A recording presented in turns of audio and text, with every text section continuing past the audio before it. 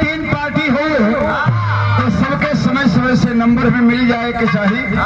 और दो जाने तो हमारे भाई लोग रमेशे लोग हुआ, एगो तीसरका हम आ गई है से। हाँ, तो सबके यही में नंबर मिले के चाहिए। तो छोटा छोटा प्रसंग होगा, तो आइए सुनते हैं कैसे।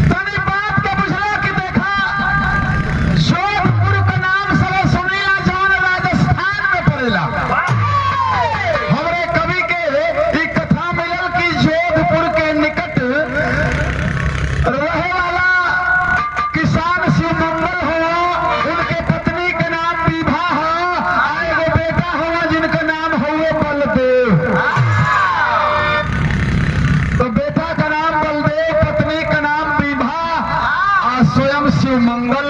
तई अपने मेहरारू और लइकन के लेके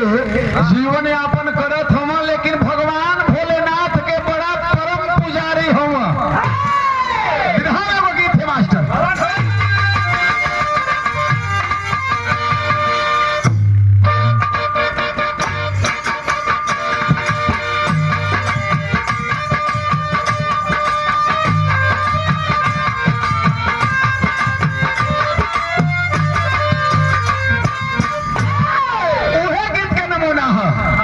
दिल अगर कोई तोरे खिलौना समझ, दिल अगर कोई तोरे अरे खिलौना समझ, दिल दोबारा लगाना जरूरी नहीं।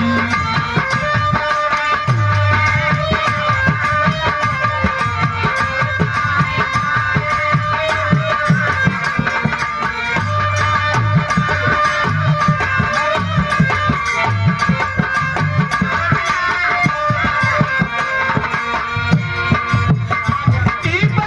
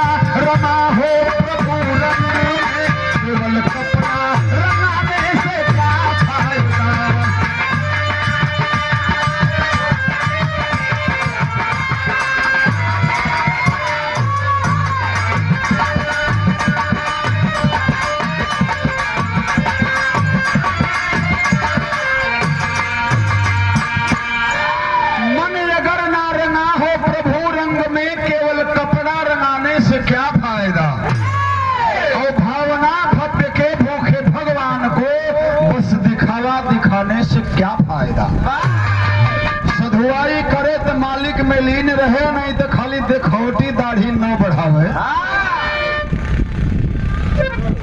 बिरहा में नजम से शुरुआत होती कैसे?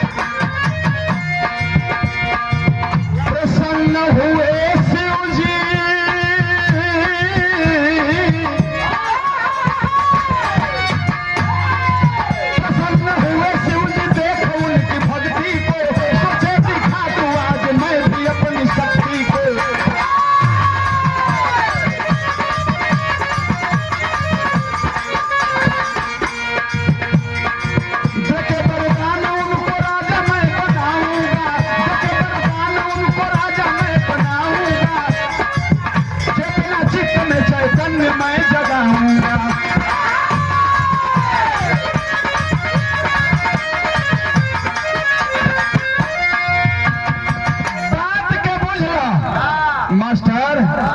अरे तू बात के बुझला नहीं तो दूसर काम हो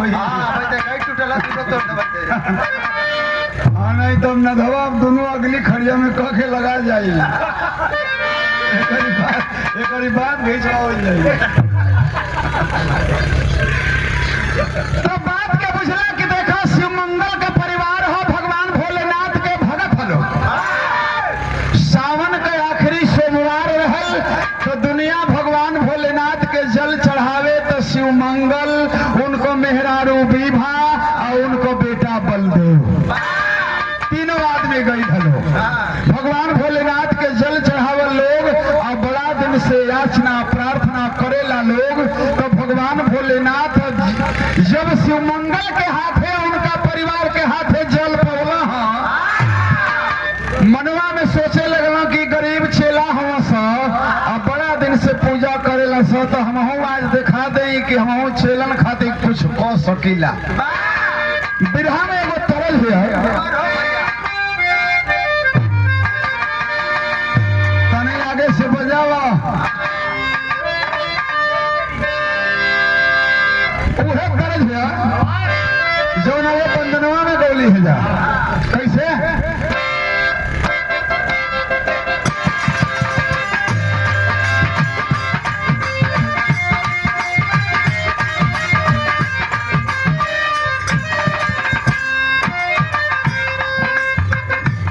ऊपर आओ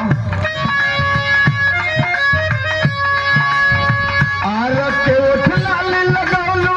बलिया के पानी नावा के नथुनी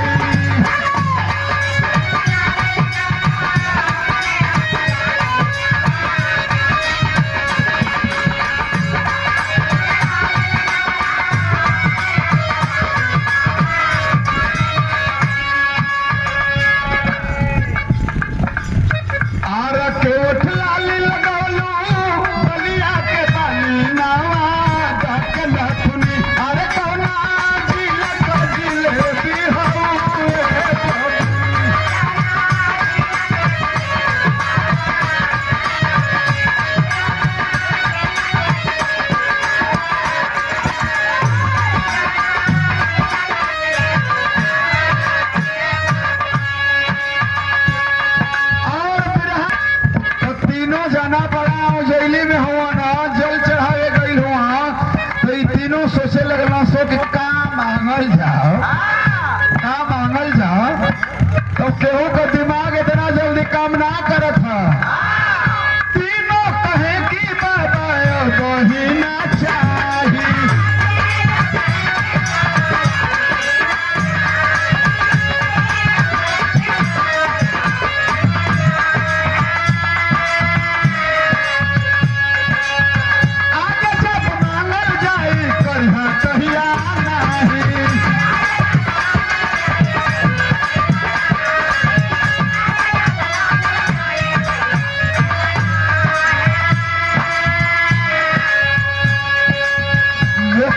सजावल जाई अपन सपनवा बाबा ध्यान भइला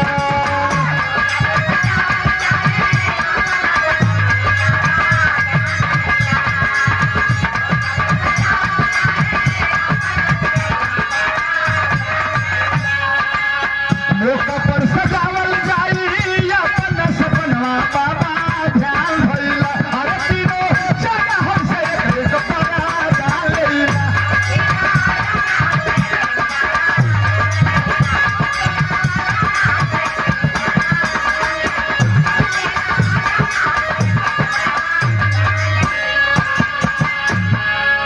तीनों जाने कहला कि भगवान आप कहत हैं कि अबे मांगला लोग तो हमने का अबे ना मांगल जाई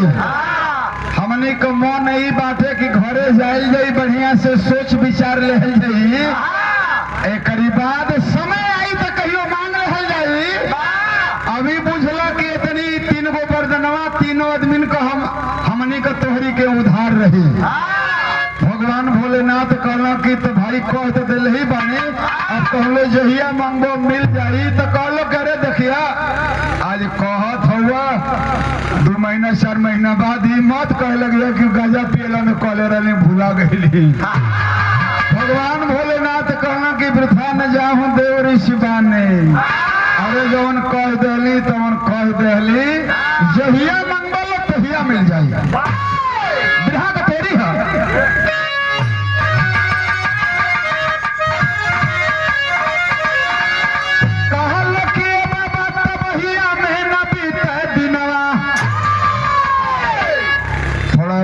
मास्टर बहिया में न बीता दिनवा बिहा पर दान शान से मांगल जाई जहिया जहिया जहिया जहिया बिहा पर दान शान से मांगल जाई जहिया तबहिया में न बीता दिनवा बिरहा को विदेशिया में भाव लिखल गई है कहानी कैसे आगे बढ़त है बिरहा का विदेशिया होता है विदेशिया ज्ञान को तो मजा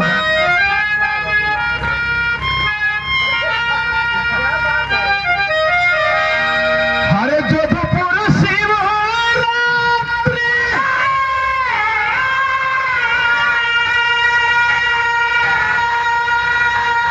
हरे लगल बाटे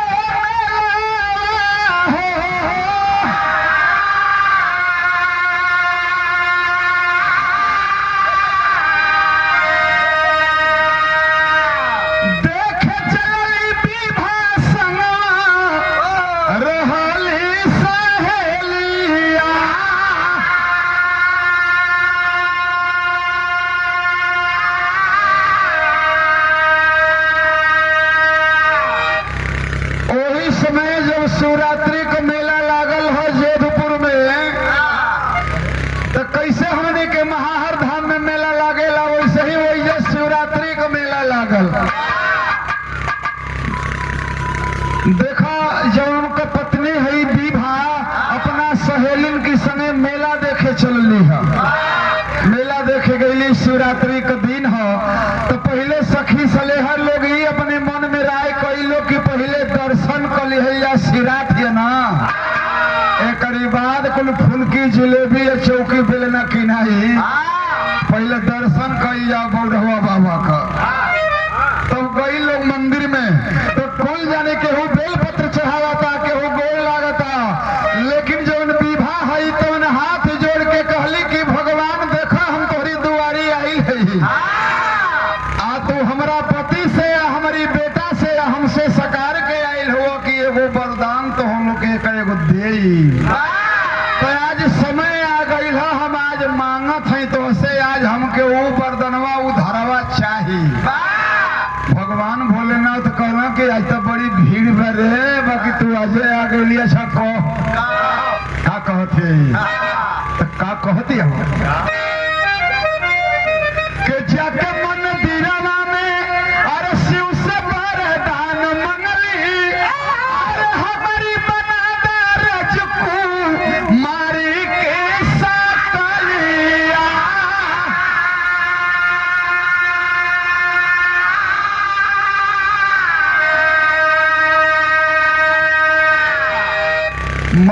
मेलवा में जाके और विभा कहली ना कि हे भगवान देखो एगो लइको हो गईल और इतना दिन को उम्र बीत गईल, तो हमार तो मन ही करता कि हमके वरदान नहीं देता कि अब धीरे धीरे हम बुढ़ात हैं, तो हमार शकल एकदम राजकुमारी को बनादा, वैसने कपड़ा लता अरे हाँ भाई वैसने गहना गीठो हम पहिर लें, एकदम राजकुमारी मतीन एकदम नया हो जाए। भगवान भोलेनाथ तो शक्कर रही रहा कि जहिया मांग बोलो दे दे, कहली कि हमके राजकुमारी बना दे, तो कहना कि जा गच रहा तो कहलम कि कब अबे, तो कहती कि एकदम तुरंत ऑन स्पॉट चाहत न। भगवान भोलानाथ के वरदान लगल है, अब शरीर धीरे धीरे बुढ़ात है, लेकिन वरदानवा लागल बस नया हो गई। बनारसी साड़ी पहिर के जौन बार आधा पाक गई रहल एकदम करिया हो गई, जौन दहिया के चमवा झुलत रहल तो जना था कि गोली मरबत ना हेली। हाँ ब्लाउज डोरी वाली पहिर ले, पहले तो आगे बटम वाली पहिर रहे, अब नया हो गई। आज जब नया हो गई ना तो भाई का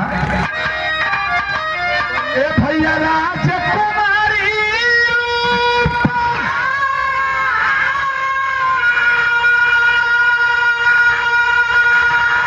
हरे देखा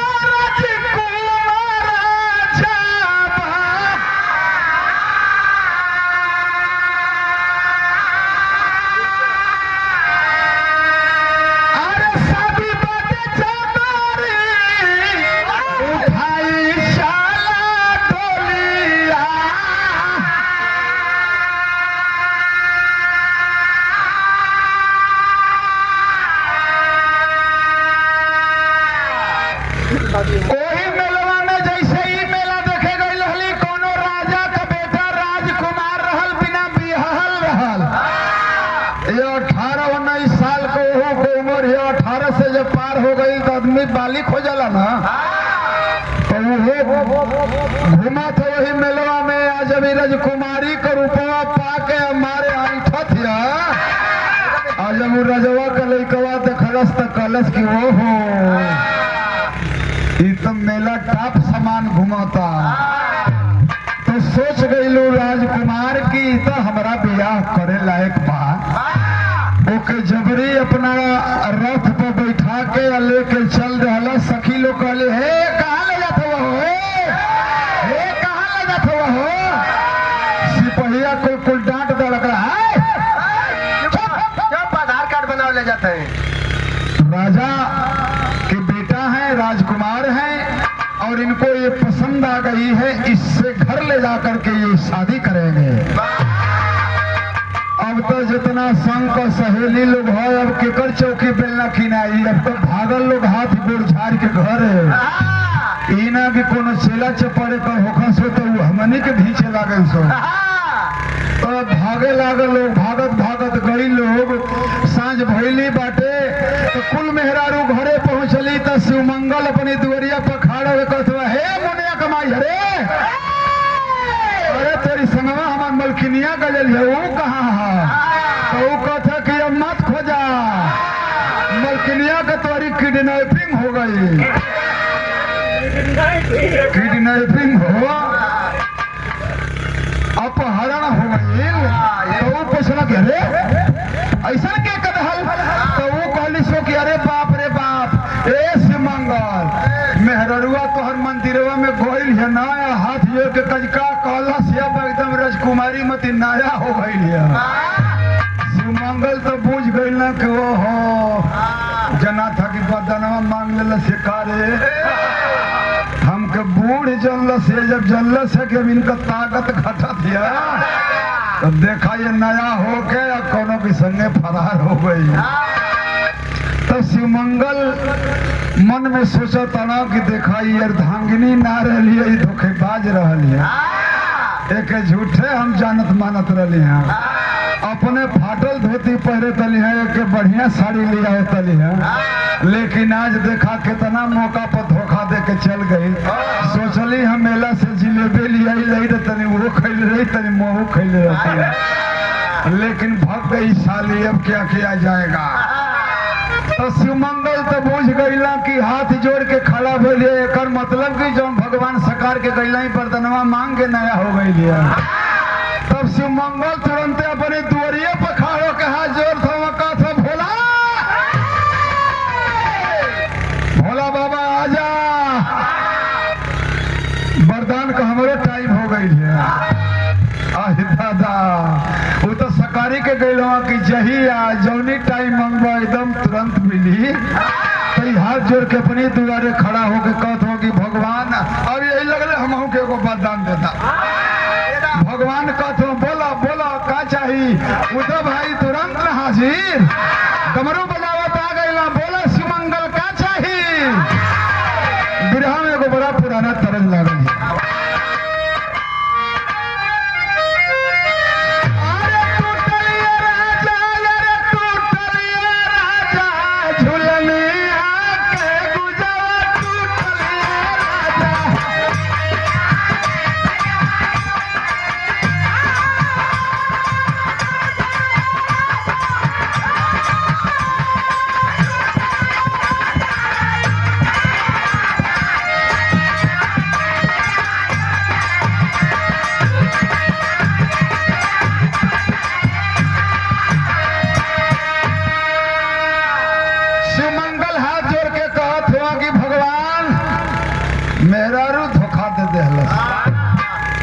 भगवान भोलेनाथ कहत हो कि कैसन धोखा हो,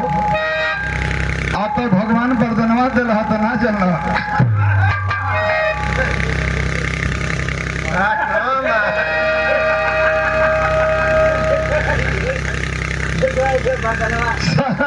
आखिया मच्छर काटत।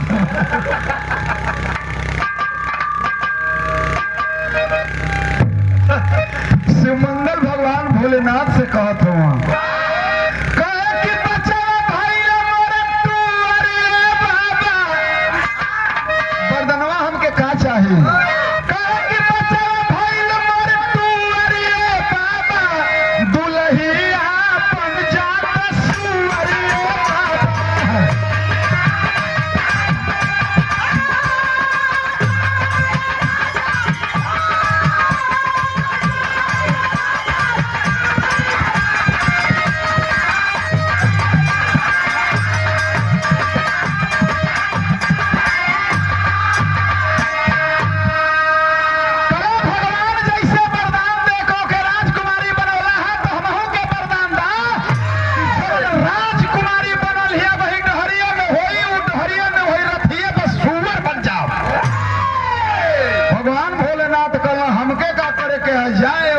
एकदम तत्काल मिला था, जा साइकिल से घेर के देखवा देख रहा।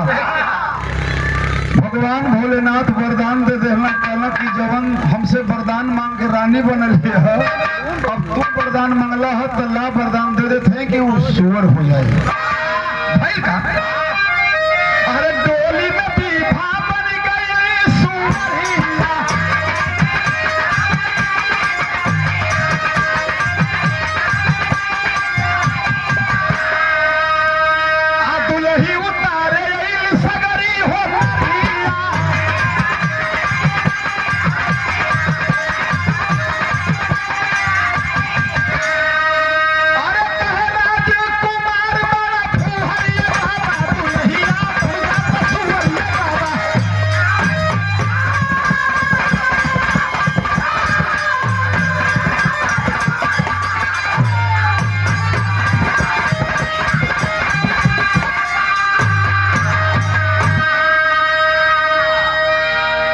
भगवान भोलेनाथ का वरदान लगल।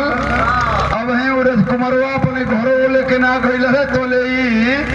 जो रथिया में बैठल रहल, रथिया टोली मन चारों ओर से राजा का लड़का न रहल, तो बंद न रह कि हवा बतास ना लगे।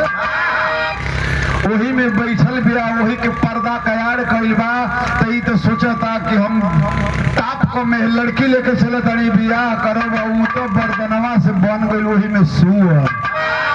जब मेहरारू कुल गईली तो कुल पहले खबर भेजवा देना कि हम एगो राजकुमारी लेके आवत हैं, बियाह यही से करब। मेहरारू मेहरारू कुल गईली उतारे खातिर कि भाई कोमल सुकुमार सुंदर एकदम हसीन राजकुमारी आवत है तो इनके उतारल जाई मार फूल बिछावल गईल बा जब पर्दा उठावत है सो तो वही में से मार होकड़त है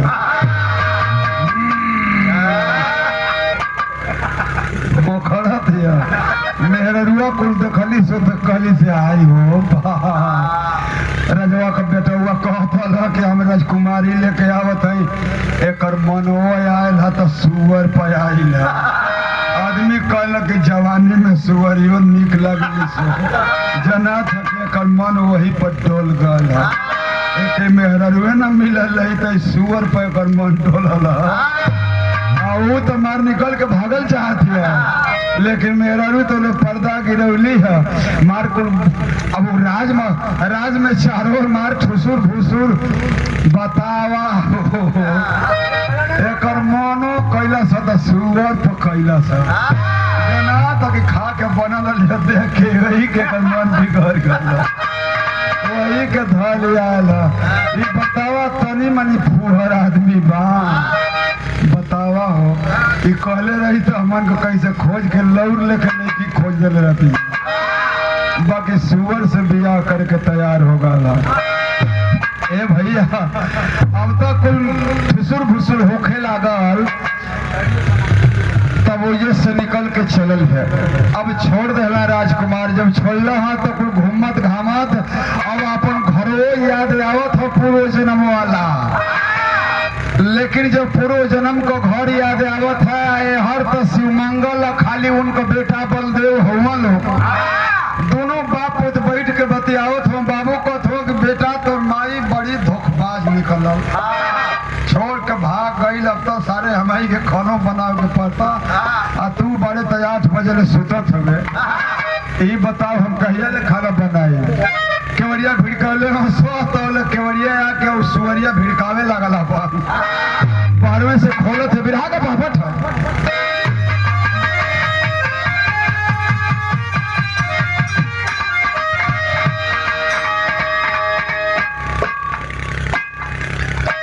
पूछत हुआ समझावत हुआ अपने बचवा के लड़का से कहत हुआ कि तोहर माई बेटा भाग गईली चल गईल लेकिन वही भेद ना बताओ हुआ कि हम शंकर जी से बरदनवा मांग के ओके सुअर बना देले है कैसे बिरहा में लिखल गए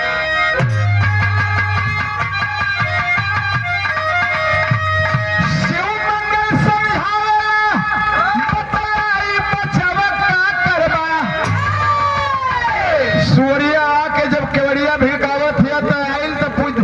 कहत कि देख सके वो दोरवा पर आइल का आ जब लइकवा के केवड़िया खोलस तो सुअर आई बात कलस हे बाबू लौर लिया ई सुअर आइल है जना था कि लेहन में से निकल के हर भाग आइल है और जना था कि बड़ी घरों में हेल जी हो बाबू लकड़ा लिया वहा अब बाबू तो मोरम के बुझ गई कि देखा जना था कि रजवा जब छोड़ देला सा तो फिर आई यही घर में अब लकड़ा लेके आवत हुआ लकड़वा का हुड़वा दिखावत हुआ या मनवे बतियावत हो का रे न रखल सा तई मुड़ी हिलावत कहते कि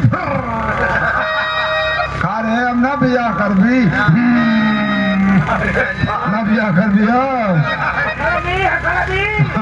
करबी कह तो दुपुर कह दे आई दादा अतोले लइका कहत बा कि सुअर बात ओकर बाबू बतावत हूँ शिवमंगल समझावे बतलाई बचवा का करबा अरे यह सुअरिया असली तोहार माई बचवा का करबा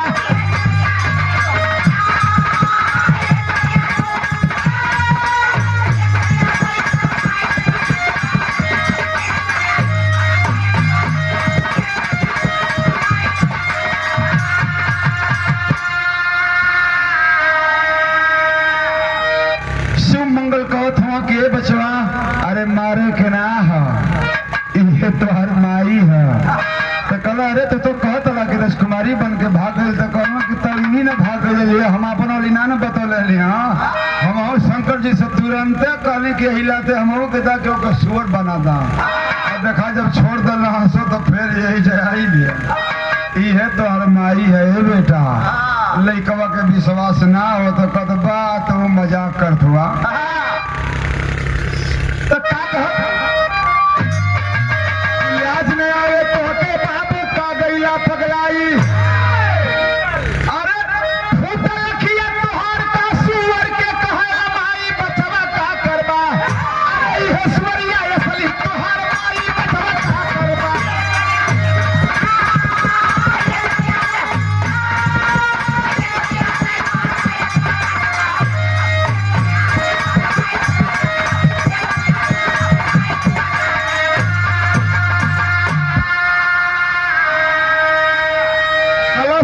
सुअर है तो कहत हो कि बेटा ये तो हर माई है तो कुल राज के बात बतौला हाथ भैल का बिरहा के आल्हा में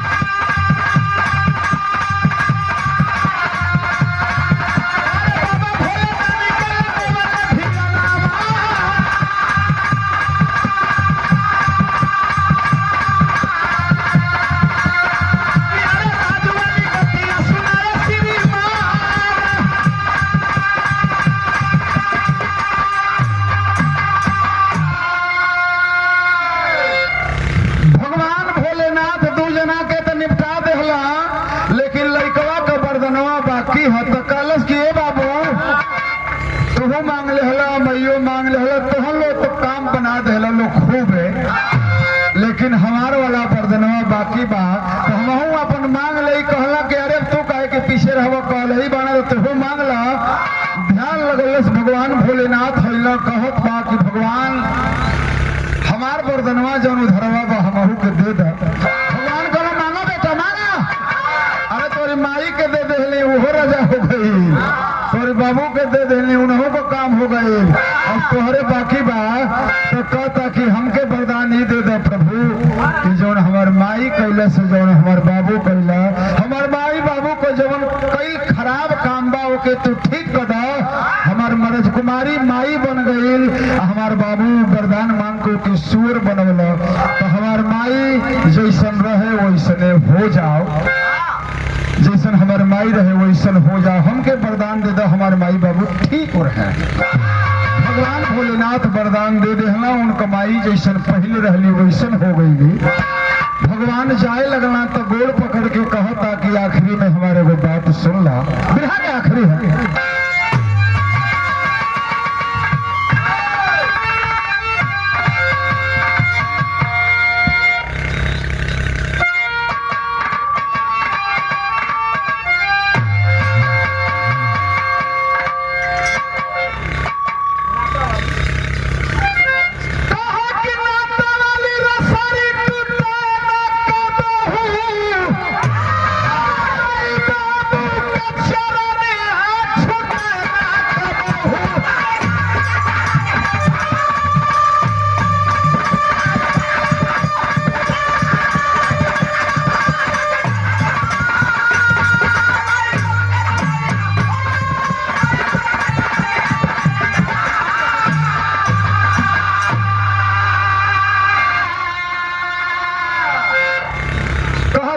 नाता वाली रसरी टूटे ना कब हो